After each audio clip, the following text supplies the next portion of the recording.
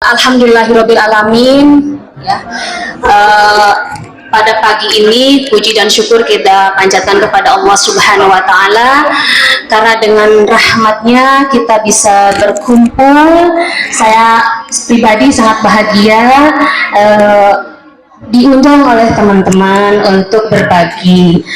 Shalawat serta salam marilah kita limpahkan kepada junjungan kita Nabi Muhammad Shallallahu Alaihi Wasallam, kepada keluarganya, kepada sahabatnya, dan kepada kita semua sebagai umatnya sampai akhir zaman. Amin ya rabbal alamin. Yang saya hormati Bapak Kepala Sekolah beserta staf guru SMA Terpadu Al-Qudwa, juga teman-teman yang Ibu cintai dan Ibu sayangi. Baik, teman-teman, oke, terima kasih juga kepada Nida ya yang udah menyiapkan PPT saya ini semalaman ya. Oke, I love you.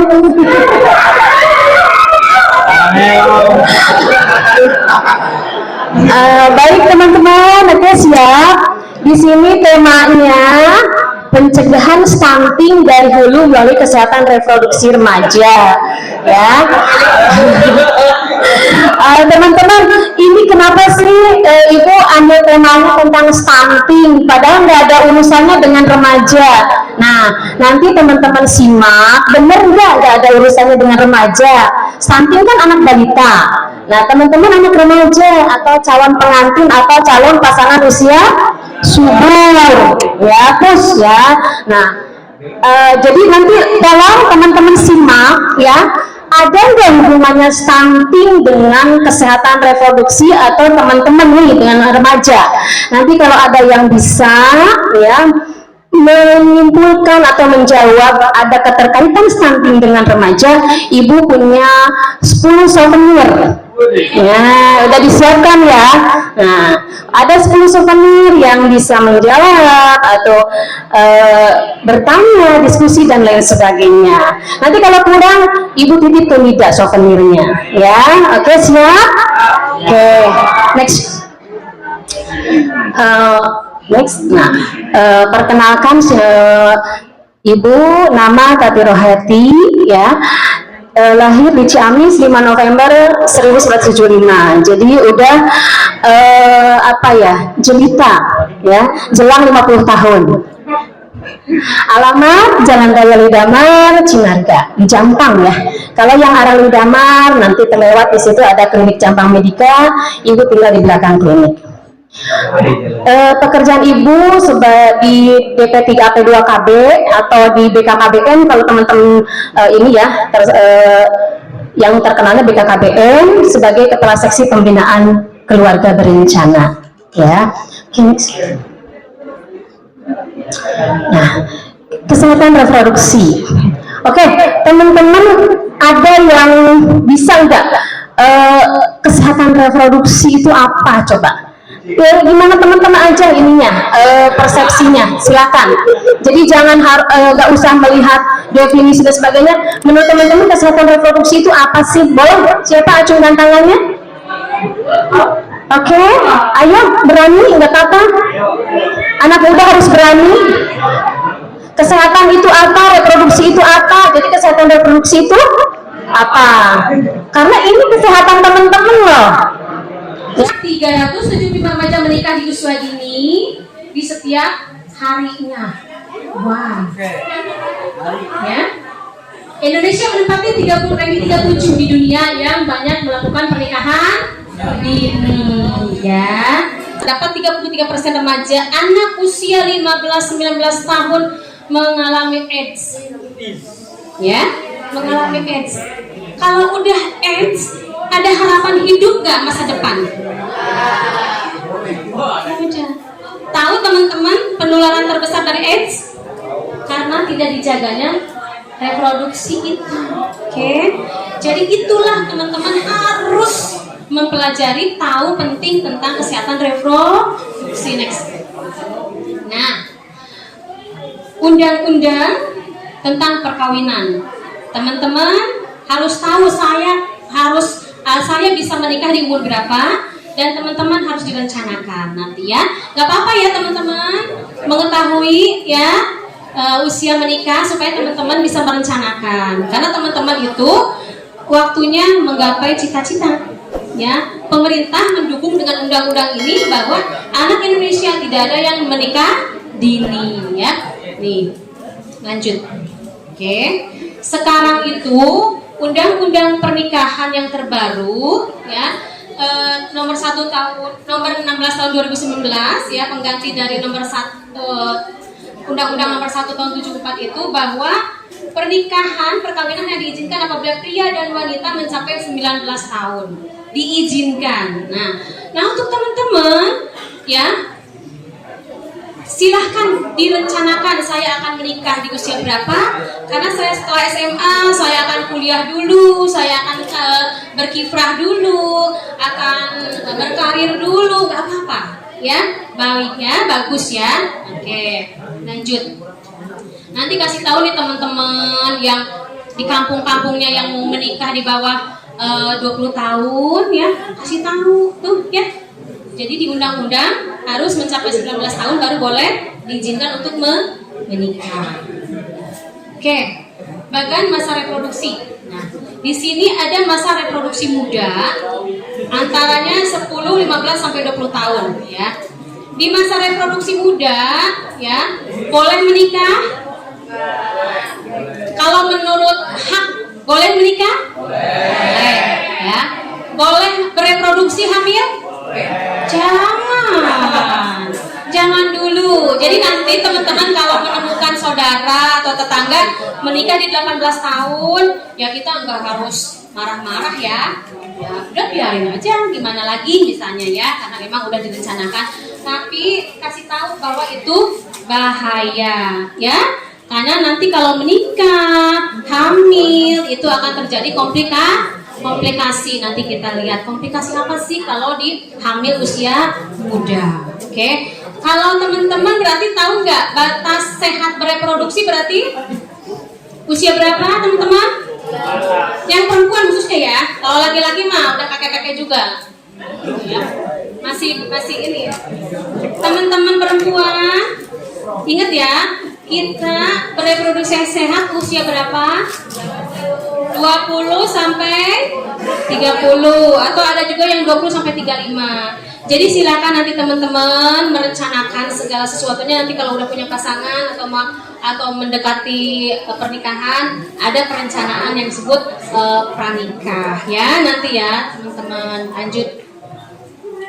Nah, makanya di sini ada yang disebut dengan pendewasaan usia pernikahan ya. Nah, yang tadi disebutkan. Next.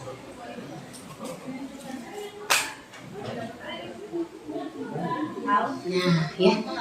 Kenapa sih ada pendewasaan usia pernikahan? Masih pemerintah ngatur segala sampai pernikahan pun diatur, ya. Begitulah sayangnya pemerintah kepada rakyatnya, ya. Kenapa harus didewasakan? Banyak kasus pernikahan pernikahan dini. Banyak kasus kehamilan yang tidak diinginkan. Benar? Banyak pertumbuhan penduduk lebih cepat, ya. Tidak didukung dengan lingkungan yang bisa kapasitasnya bisa ini oleh penduduk sendiri. Jadi percuma kalau ledakan penduduk tinggi tapi lingkungan tidak mendukung. Banyak pengangguran, ya, kesehatannya tidak terjamin. Apa terjadinya kalau penduduk banyak tapi tidak terjamin segalanya oleh pemerintah? Paham ya? Kualitas penduduk rendah, otomatis rendah. Kalau misalnya ledakannya terlalu tinggi atau misalnya pernikahannya nanti terlalu muda-muda, ya. Lanjut, keluarganya tidak harmonis, sering cekcok, ada perselingkuhan, KDRT, rendah terhadap perceraian. Ya, itu kenapa pemerintah mengadakan PUP. Oke. Nih dampak dari pernikahan dini teman-teman. Jangan mau ya kalau ada yang ngajak kawin masih di usia dini ya. Ini apalagi laki-laki nih. Laki-laki di bawah 20 tahun, taunya apa? Ya, taunya tidur doang. Sama minta uang sama orang tua, nggak tahu kalau udah menikah itu tanggung jawabnya besar. Jangan dibayangkan pernikahan itu indah ya. Pasti yang teman-teman silakan tanya orang tua, ya seperti apa sih hidup berumah tangga itu, ya. Oke.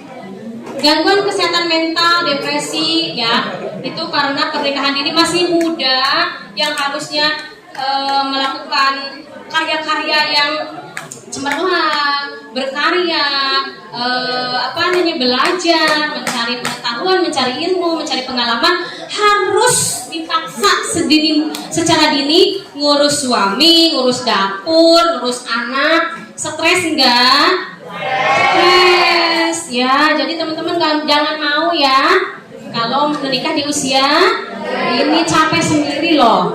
Laki-laki capek banget, harus ngasih makan, nyiapin rumah, bener nggak? Udah punya anak, harus nyiapin pampers, susu dan sebagainya. Capek nggak? Oke, lanjut. Resiko kesehatan. Nih ya, berbagai risiko kesehatan akibat hubungan seks usia dini. Teman-teman, jika teman-teman atau ada saudara atau tetangga yang menikah terlalu dini, ada dampaknya loh. Ya, yang ditakutkan apa? Kanker serviks. Ya, nanti kasih tahu tuh ya yang tetangga-tetangganya ya sambil main. Kita itu harus menikah, jangan menikah di usia dini. Takut loh, bahayanya banyak tuh ya. Ada yang depresi karena belum siap, bisa menimbulkan kanker serviks tuh ya. Apalagi tuh hepatitis, infeksi menular seksual yang lainnya, karena mungkin cerai kawin akhirnya sering gonta-ganti, ada infeksi menular seksual. Risiko kehamilan pada persalinan usia dini. Nah, kalau usia dini nikah langsung hamil, resikonya banyak. Nanti suatu saat Ibu jelaskan resiko-resiko yang akan terjadi di usia dini. Ibu sebagai praktisi kebidanan juga, jika Ibu ada pasien, Ibu bersalin datang di usia kehamilan di usia 18, 16, 17, 18, 19 tahun, waduh langsung pasti ada sesuatu gangguan dalam proses melahirkannya. Ya. Karena kalau usia masih muda itu sistem alat reproduksinya belum siap, ya. Yang harusnya mulusnya ngebut, lahirnya cepat, jadi lemot. Nah, itu biasanya terjadi. Nanti teman-teman suatu saat kita belajar lagi tentang bahaya ketika hamil di usia muda. Apa aja yang akan terjadi? Lanjut. Emosi yang gak stabil, ya. Nah, perkawinan dini umumnya belum pada mandiri secara ekonomi, ya. Ekonomi penting gak buat rumah tangga? Penting. Khususnya siapa yang bertanggung jawab terhadap ekonomi? Laki-laki. Jadi jangan pernah membayangkan pernikahan kalau kita belum punya kemampuan untuk menafkahi, ya. Oke, lanjut.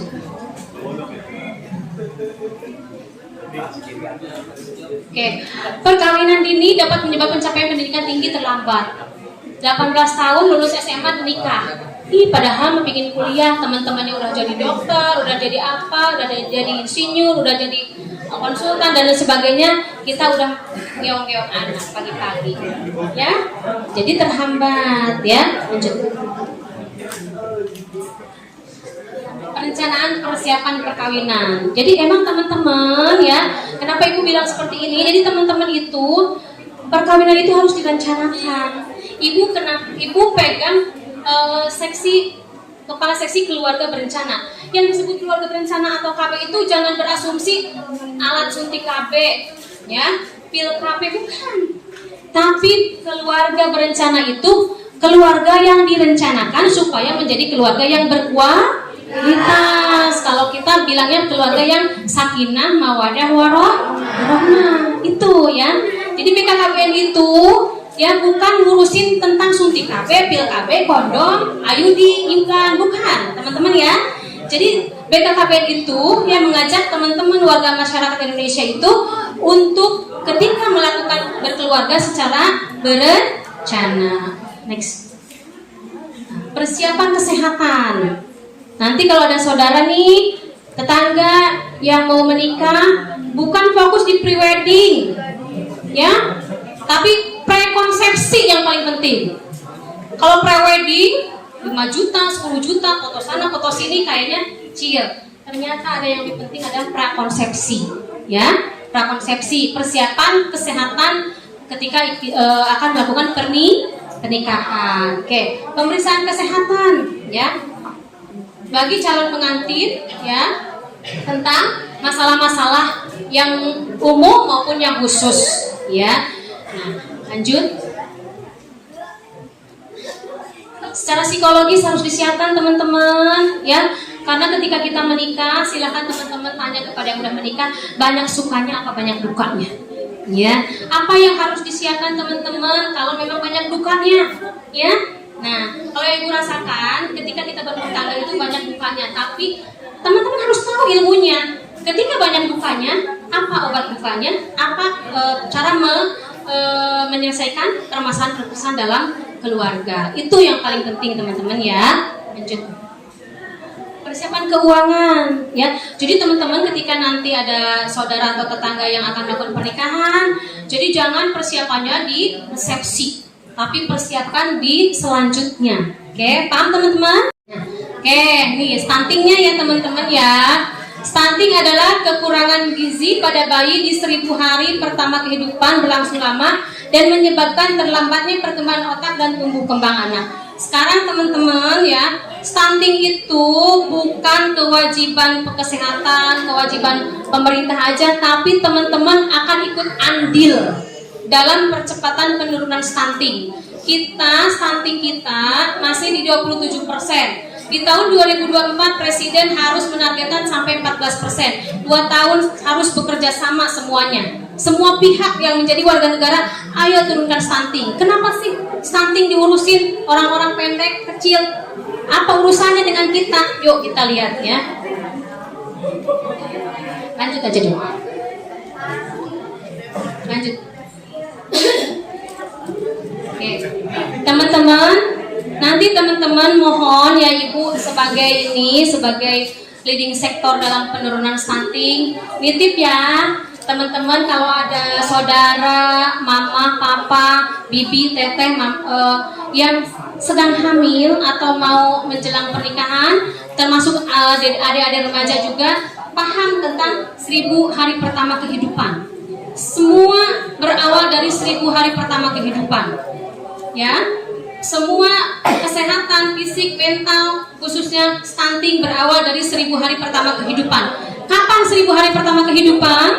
Oke. Yaitu, lanjut dulu. Lanjut. Nanti. Yang disebut 1000 hari pertama kehidupan itu dari mulai konsepsi, ya. Dari konsepsi, dari hamil, awal konsepsi pertemuan sel sperma dengan sel telur sampai dengan usia anak 2 tahun. Jadi disitulah perawatan ibu janin, bayi, ibu menyusui dan sebagainya harus intens, ya. Ya.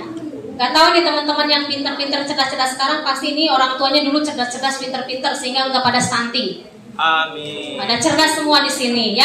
Berarti orang tua, mama, papa kalian adalah orang-orang hebat, orang pintar, anak-anaknya tidak stunting, ya. Oke, lanjut dulu. Lanjut dulu. Oke, kembali. Penyebab stunting, ya. Perkawinan yang usia dini. Nih, yang kedua, anak dan remaja mengalami anemi. Nah, tahu sekarang kenapa remaja saya ajak untuk berkontribusi dalam percepatan penurunan stunting? Ternyata remaja yang anemi bisa melahirkan anak stunting. Mau anaknya stunting? Mau anaknya kecil, pendek, dan otaknya lemot? Jadi apa sih yang harus dilaksanakan sama saya nih sebagai remaja? Oke. Ya, lanjut.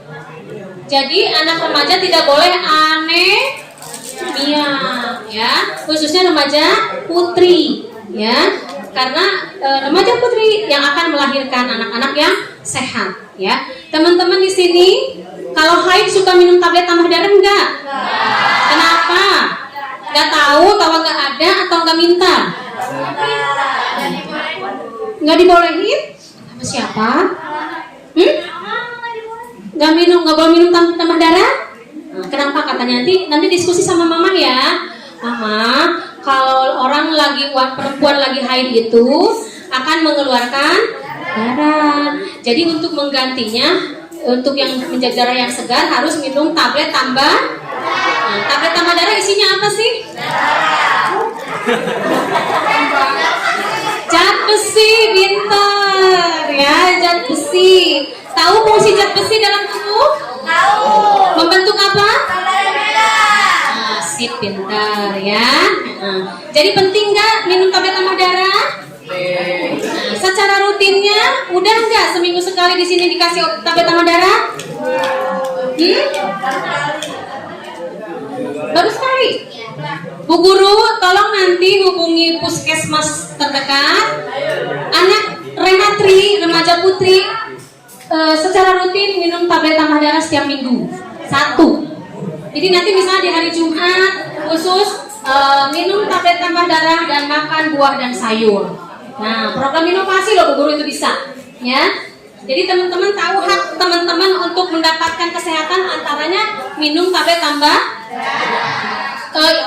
Ini udah jadi program pemerintah ya Bu Guru, Pak Guru. Jadi semua remaja putri secara teratur seminggu sekali harus minum tablet tambah darah. Silakan koordinasi dengan puskesmas wilayah Karanganyar. Anak-anak saya, remaja putrinya harus sehat, tidak anemi.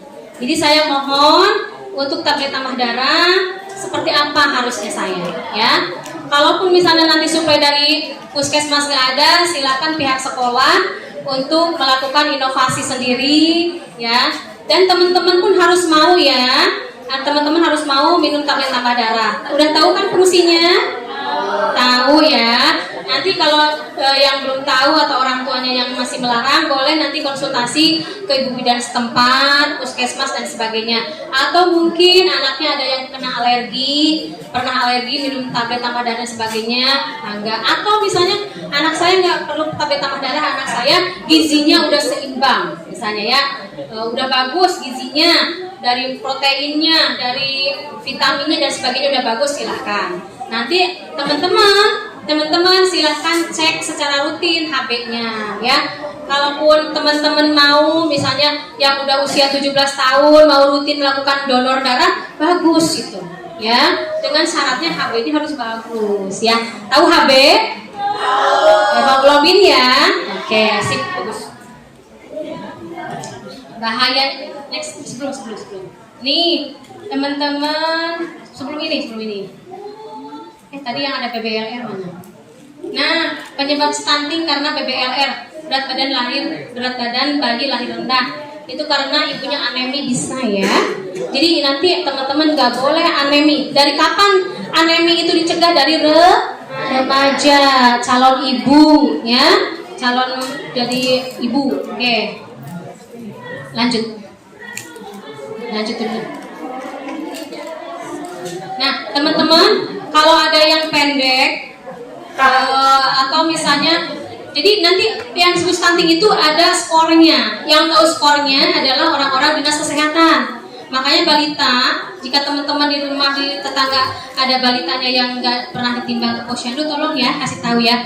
Nanti biar tahu ini stunting atau enggak. Nanti dilihat dulu lagi perkembangannya, apakah ini ada keterlambatan dalam perkembangan atau enggak ya. Jadi teman-teman ikut berkontribusi dalam pencegahan stunting. Next. Nah, teman-teman, ini serem ya, dampak dari stunting. Kenapa Ibu tekankan kepada remaja? Karena pencegahan stunting sekarang harus dari hulu. Hulunya di mana? Di remaja. Ya. Hulunya di remaja. Percuma sekarang anaknya udah stunting, dikasih biskuit, dikasih ini sama pemerintah. Datang lagi remaja-remaja menikah, melahirkan stunting lagi. Jadi stuntingnya nggak turun-turun. Yang ini lulus, ini ada. Ini lulus, ini ada. Ya. Jadi remaja adalah hulunya dalam pencegahan stunting. Teman-teman bantu ya, bantu pemerintah ya. Oke. Dampak jangka pendeknya terganggu perkembangan otak. Mau nggak nanti teman-teman punya anak yang ada gangguan otak? Kecerdasannya tidak berkurang. Nggak mau ya. Fisiknya, pertumbuhannya kurang bagus. Ya. Metabolisme tubuh. Kalau metabolisme tubuhnya terganggu, apa yang terjadi teman-teman? Penyakit degeneratif. penyakit tidak menular. Apa aja coba penyakit degeneratif? Tahu nggak? Kencing manis, darah tinggi.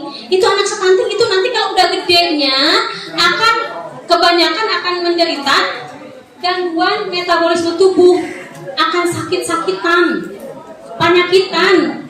Kalau anaknya stunting 20-30 tahun yang akan datang akan melahirkan orang-orang yang penyakitan. Jadi beban negara enggak yang seperti itu? Beban negara. Kapan Indonesia mau maju kalau SDM-nya sakitan? Jadi teman-teman ya, siap ya? Siap untuk tidak melahirkan anak-anak stunting? Oke. Dampak panjangnya menurunkan kemampuan secara kognitif dan prestasi belajar otomatis ya. Jadi kalau anaknya pertumbuhannya kurang bagus, mentalnya pengetahuan kurang bagus, otomatis secara kognitif juga rendah. Ya. Menurunkan kekebalan tubuh, itu penyakitan, sakit-sakitan anak stunting itu.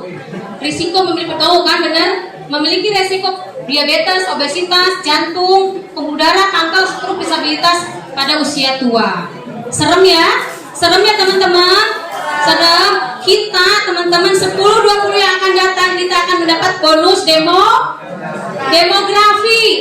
Pernah dengar nggak bonus demografi? Aduh, ini teman-teman ini yang akan menjalani. Ini teman-teman itu bonus loh buat Indonesia. Bonus ini mau bermanfaat atau menjadi beban? Ya, gitu. Percuma. Nah, bonus demografi itu 10-20 yang akan datang Indonesia akan banyak usia produktifnya. Ya. Apakah itu jadi potensi? Bisa kalau berkualitas. Apakah akan menjadi beban? Bisa juga kalau pada tidak berkualitas atau pada stunting. Siap teman-teman, 10-20 yang akan datang akan menjadikan Indonesia lebih maju? Siap? Kita bareng-bareng turunkan stunting. Paham ya teman-teman kenapa ibu ajak tentang stunting, remaja ngurusin stunting? Paham ya?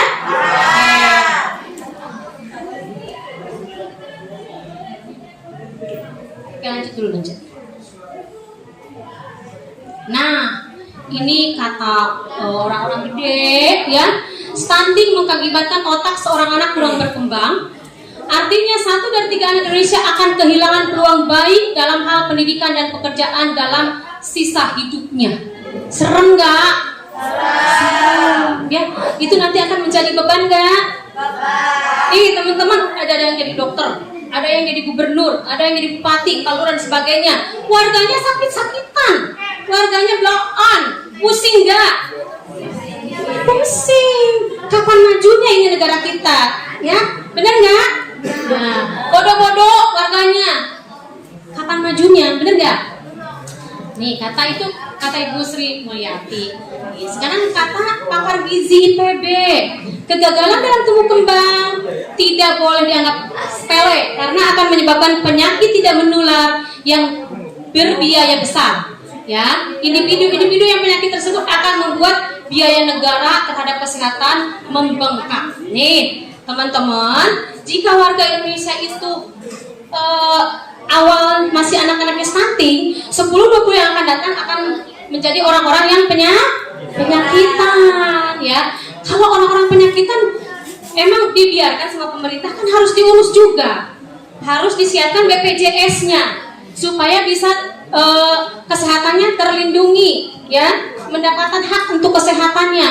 Nanti kalau biaya negara, uang negara, anggaran negara terlalu banyak difokuskan untuk orang-orang sakit, nah untuk memajukan negaranya kapan? Jadi uang negara nanti membengkak untuk orang-orang yang sakit. Jadi beban nggak? Beban. Jadi kita yang sehat-sehat mau larinya susah. Anggaran negaranya habis sama orang sakit. Sementara saya ingin segera lari mengejar negara yang maju. Benar nggak? Siap ya? Lanjut. Menurut ahli gizi juga, stunting harus segera diantisipasi. Nah, teman-teman harus segera diantisipasi. Remaja adalah pencegahan stunting dari hulu. Ya, ingat ya. Hulunya adalah remaja. Ya, jika remajanya sehat, insya Allah kesananya gak ada stunting baru. Ya. Apabila persoalan ini terlambat akan menimbulkan kerugian ekonomi 30 sampai 40 miliar dolar Amerika untuk biaya pengobatan. Habis duit Indonesia pakai ngobatin orang sakit, ya. Jadi kita yang sehatnya, yang pinternya, yang jadi pimpinannya, yang jadi dokternya, yang jadi bupati, yang jadi presiden, kesel nggak ada anggaran untuk bisa memajukan Indonesia karena habis sama orang-orang sakit. Ya, lanjut. Nah, strategi percepatan penurunan stunting, ya. Kelihatan ya. Yang pasti untuk remaja aja ya. Kita nanti akan bahas di remaja, di ini. Tapi yang pasti kita fokus di remaja. Jangan ada remaja yang anemi, jangan ada remaja yang memiliki seks bebas. Jadilah remaja yang berkualitas, memberikan karya dan kontribusi yang baik, belajar yang benar, yang tekun, ya. Ya, nanti teman-teman di sekitar kalian harus menjadi agent, ya, of change. Kalian harus menjadi promotor, ya, harus jadi promotor dalam percepatan penurunan stunting. Apa tugas teman-teman? Jangan anemi, ya. Jangan menjadi anak-anak yang tidak berkualitas. Oke, siap nanti menjadi pemimpin-pemimpin Indonesia? Siap? Siap? Oh, siapnya nggak terlalu sih? Kenapa? Siap nggak? Lanjut. Lanjut dulu deh. Oke, lanjut dulu. Oh, ini satu. Kita bahas pernikahannya. Oke, keluarga berencana menuju keluarga berkualitas. Ya, KB itu bukan alat kontrasepsi aja ya. Nah, berorientasi pada penurunan stunting. Nih kita lihat di pranikah. Teman-teman pranikah nih ya, lihat di pranikah. Teman-teman nanti sebelum 3 bulan sebelum nikah, teman-teman harus pas daftar itu harus melapor ke KUA kan. Nah di situ nanti ada yang disebut aplikasi. Nanti teman-teman ya kasih tahu yang mau nikah 3 bulan sebelum nikah itu ada aplikasi yang harus diisi gitu ya. Namanya LC Mil. Apa teman-teman? Nah, nanti kalau ada teteh atau siapa teteh, udah daftar KUA, udah. LC Milnya udah diisi. Apa tuh LC Mil? LC Mil itu elektronik siap nikah siap hamil. Ya. Nanti di aplikasi itu ada data teman-teman, ada kesehatan teman-teman. Dari situ kita dari tim BKKBN akan mengakses data teman-teman, apakah ini anemi atau kurang gizi atau kurang energi kalori dan sebagainya. Nah, ketika teman-teman ada yang pas mau menikah itu belum sehat, kita datangi, ada tim namanya tim pendamping keluarga. Jadi teman-teman nanti di seluruh Indonesia ada yang disebut tim pendamping keluarga. Produk kita ya, produk BKKBN itu mendampingi di antaranya calon-calon pasangan subur atau calon pengantin ya, agar ketika melakukan perkawinan dan akhirnya nanti pasti akan hamil harus dalam kondisi sehat fisik, mental dan lain sebagainya ya, supaya tidak melahirkan anak apa? Stunting ya. Oke. Lanjut dulu ini kontrasepsi. Oke. Habis. Ini teman-teman ya, tolong nanti informasikan apa sih dalam merencanakan membangun keluarga, merencanakan usia pernikahan. Bolehnya usia berapa sayang? 21. Boleh. Penundaan usia perkawinan ya 21 ya. Kalau laki-laki 25 ya. Jangan buru-buru pingin nikah ya, capek ya. Tanya Pak Guru yang udah punya keluarga. Capek ya Pak? Capek ya Bu ya, capek ya. Membina hubungan antar pasangan dengan keluarga lain dan kelompok sosial tuh nggak bisa yang namanya nikah yang penting gua sama lo, nggak bisa. Ada keluarga tua, ada keluarga ini harus kita bareng-bareng disatukan. Ada tetangga dan sebagainya harus bareng-bareng kita bersosialisasi. Nggak bisa lu dan gua kita nikah, nggak bisa ya. Merencanakan kelahiran anak pertama, persiapan menjadi orang tua. Jadi kalau mau punya anak itu harus direncanakan, siap enggak dalam segala halnya ya. Karena anak itu apa? Amanah ya. Dia harus dipertanggungjawabkan sampai akhirat. Bener nggak Bu Guru, Pak Guru? Iya. Jadi nggak asal jadi kita punya anak gimana nanti, nggak bisa ya. Amanat loh. Dia akan membawa kita ke surga atau menjerumus kita ke neraka. Nah, bener ya Bu Guru, Pak Guru gitu ya. Mengatur jarak kehamilan, nah diatur dengan kontrasepsi. Nanti Ibu ajarin kalau teman-teman udah pada ini tentang kontrasepsi yuk, nggak apa-apa ya, curhat-curhat sama Ibu boleh, sharing-sharing sama Ibu boleh ya. Kalaupun misalnya nanti pingin ada edukasi gini lagi, nanti Ibu panggil dengan tema yang lain juga bisa ya. Pingin suasana tema yang lain, oke ya. Yang penting tentang remaja, oke? Berhenti melahirkan di usia 35. Usahakan nanti teman-teman kalau ada mama yang usia 35, mama jangan melahirkan lagi, beresiko ya gitu. Nah, tapi kalau misalnya akhirnya masih hamil dan melahirkan, berarti harus lebih intens dalam merawat kehamilannya. Yang penting jangan mengakibatkan resiko kesakitan, kematian ibu dan bayi, atau melahirkan anak-anak yang stunting yang akan menjadi beban negara ya. Beban kalian kalau kalian udah jadi pemimpin, capek lah urusan keluarga yang sakit-sakitan itu. Gede-gede minta SKTM Pak Lurah. Ini mau melahirkan anak saya, istri saya harus disesar. Oh ya kenapa Lurah ya SKTM? Embung disebut orang miskin mah, tapi kalau udah butuh mah yang disebut orang miskin. Nah, capek loh kalian jadi lurah kalau seperti itu. Ya. Jadi bere, ada warga, dibere jatuh. Mau disebut miskin mah. Ya. Makanya dari sekarang ayo jadi pemimpin-pemimpin Indonesia. Ya. Merawat dan mengasuh anak usia balita, memenuhi kebutuhannya tuh ya. Balita. Nah, teman-teman kalau ada yang masih punya adik balita, ibu guru yang punya anak balita, tolong periode emasnya dimanfaatkan sebaik-baiknya. Next slide, please. Oke, habis ya. Ini tanya jawab atau langsung? Oke, sekarang teman-teman ada yang bisa berargumen atau memaparkan atau apalah sifatnya. Kenapa sih aku harus ikut serta dalam penurunan stunting? Apa sih kiprah saya? Boleh ngacung? So terlihat dari bentuk tubuh, tapi kalau misalnya pakai bajunya yang jubah emang rada susah juga ya, karena dari bentuk tubuh itu orang hamil itu pasti gini, songgeng, apa ya? Apa sih? Ini ya, apa ya? Lordosis kalau bahasa ininya ya, bahasanya lordosis. Payudaranya besar. Nah, mereka tahu, aduh kok saya punya dosa, ini saya kok berubah, ini saya berubah, terus ini saya ada yang suka berubah kan? Leher saya ada yang berubah, hiperpigmentasi. Mereka paham, saya ada yang berubah karena saya punya dosa. Orang tua lah di sini, lingkungan di sini, ibu guru termasuk yang setiap hari bertemu dengan teman-teman ya, yang perempuan harus paham bentuk-bentuk tubuh yang apakah gendut ataukah gendut karena ada sesuatu gitu. Jadi sebetulnya bukan nggak kelihatan, lingkungan aja yang kurang perhatian ya, kurang peka ya. Nanti kalau untuk kehidupan di rumah, orang tua punya kewajiban untuk di sekolah titip ke ibu-ibu. Tapi insya Allah di sini nggak ada ya.